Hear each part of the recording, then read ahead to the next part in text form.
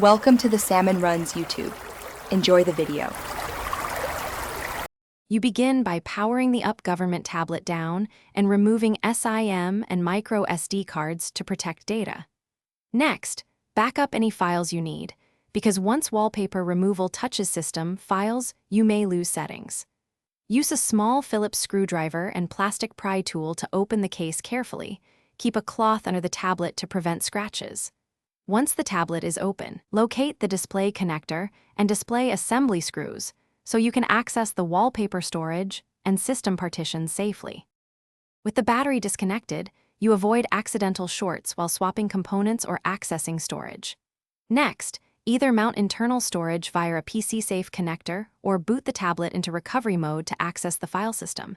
This is how you reach the wallpaper files. Navigate to /data/system and identify wallpaper, PNG or wallpaper. JPG, once located, delete or replace it with a neutral image of the same name and dimensions. Make sure file permissions remain RWR so the system can read the new wallpaper without errors. You reattach the display connector and battery, then close the case carefully and screw components back into place.